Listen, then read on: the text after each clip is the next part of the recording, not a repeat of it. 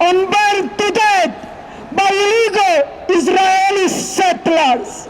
The mother and his 4-year-old brother are fighting for their lives. Shame on you, Israelis! Shame on you, Israelis, illegal settlers! Shame on you, murderers!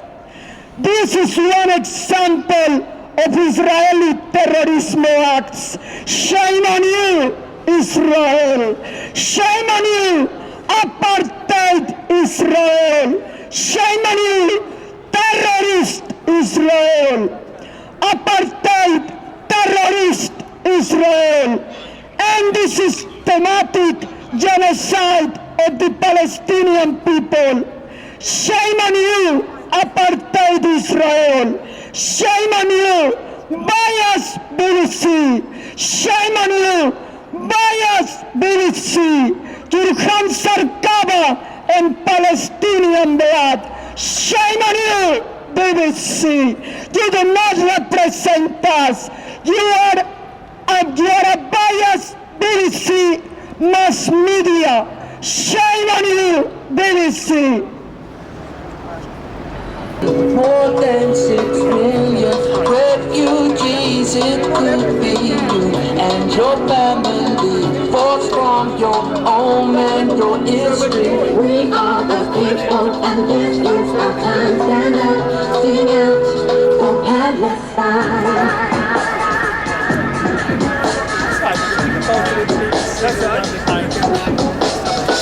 No matter your faith or community, this is a crime against humanity. God's turned into a prison and apartheid won't divide the West Bank. We are the people, and this is our time. Stand up. Yesterday, on the 30th of July 2015, the Israeli Parliament approved a law permitting the forced feeding of Palestinian hunger strikers in Israeli prisons. Israel's Internal Security Minister, Gilad Erdan, who led the bill, justified it by writing, alongside attempts to boycott and delegitimize Israel, hunger strikes of terrorists in prisons have become a means to threaten Israel. The World Medical Association has described force feeding of hunger strikers as tantamount to torture. Physicians for Human Rights say the bill legalizes torture and gross violations of medical ethics and international conventions, noting that between 1970 and 1992, when Israel permitted such force feeding, 5 Palestinian prisoners died while being force fed. Abdulrahim Nubani, a Palestinian political prisoner who survived being force-fed in an Israeli prison 35 years ago, recalls, the pain was larger than words. Although he spent 20 years in Israeli prison between 1974 and 1994, he says that he can't think of a day worse than that when his name was called and he was accompanied to the prison clinic on July the 21st, 1980. Until then, Nubani says he had only heard of force feeding. It was used to break spirits, not to feed prisoners. It was torture, he says. There was a pot of boiling water and a plate of rice pudding, Nubani recalled. I sat on the chair. An officer asked me to eat. I refused. I told him I was hunger striking. Trembling, he described how he was tied down to a chair, stripped of his clothes. They tied me down and brought a tube, shoved it down my nose and pushed. I felt my head exploding down to my stomach, Nubani said, recreating the scene. I felt my stomach burn. I was bleeding and powerless. In that hunger strike of 80 prisoners, 2 Palestinian prisoners, Razim Halawi and Ali Jafari, died due to forced feeding, and 2 others died later of medical complications. We want to ask the BBC, why aren't you interviewing the mother? Why aren't you interviewing former hunger strikers who have been force-fed? Why isn't this story making headlines in the BBC? As licence payers, we demand the BBC, stop your bias, stop your subservience to the Israel lobby, and start reporting the news. Shame on you, BBC! Shame on you, BBC! Shame on you, BBC!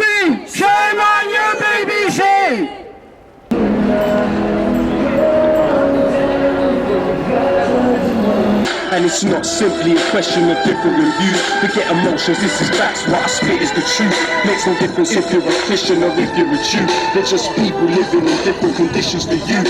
We are also here today to condemn the violent attacks on Palestinian political prisoners in Nafah and Ramon prisons by Israeli special forces on the 28th of July, which left 30 Palestinian prisoners, including Palestinian MP Ahmed Sadat, injured. In the early hours of the morning, more than 1,000 special forces soldiers of the Dror and Midzada brigades carried out the attack by breaking into the prisoner cells and savagely beating the defenseless detainees. They ransacked the rooms, smashing and stealing the detainees' belongings. Free Ahmed Sadat! Free Ahmed Sadat! Free all political prisoners! Free all political prisoners! Free Palestine! Free Palestine!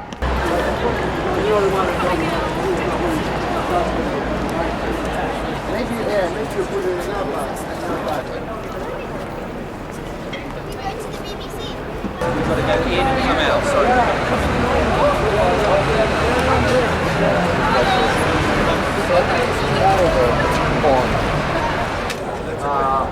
I always get to catch up with David Shea, so... But he said he would put it on the web. Yeah, he did. He did, but I always speak so educated. They just talk without knowledge. To hold.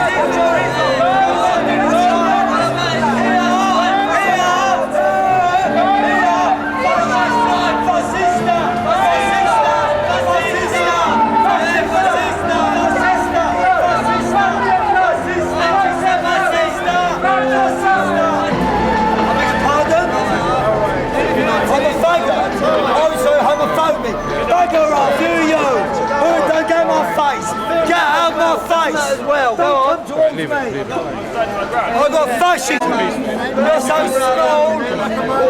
You stay nice and quiet. You're going. It's okay.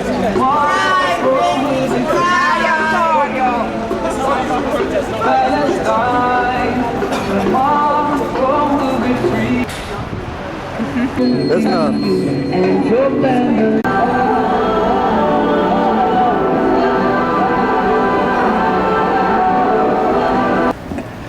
We are here today outside the world headquarters of the BBC to demand freedom for the Palestinian hunger striker Mohammed Allan, who has been without food or any nutrients for 46 days today. He is on hunger strike to protest Israel's illegal administrative detention of caging Palestinians indefinitely without charge or trial. He's now entered the critical 6 weeks of complete hunger strike. Doctors warn him that his condition has become life-threatening with great risk of death from heart failure.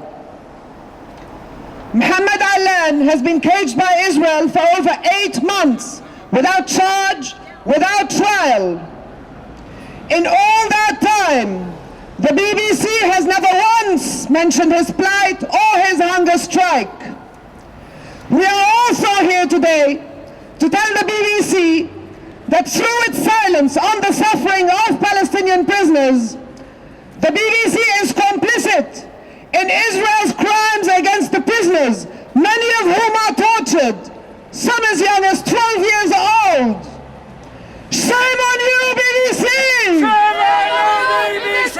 Shame on you, BBC! Shame on you, BBC! This protest was organized in coordination with our friends at the Prisoners Center for Studies in Gaza as part of a joint process with one they held earlier this week in Gaza to show global united solidarity with the hunger striker Mohammed Allan and former hunger striker Uday Estati. We learned yesterday that Uday Estati is such a critical condition, suspended his hunger strike on Wednesday the 29th of July after Israel agreed not to renew his illegal administrative order and release him on the 20th of October 2015. It's okay. Although Israel has a history of reneging on its promises to prisoners, it's nevertheless a great victory for Uday Estati. Thank you. Palestinian hunger striker Khadr Adnan, who won his freedom last month after 55 days of hunger strike, had simply demanded Israel put him on trial if he had done anything wrong, or otherwise release him. Yeah.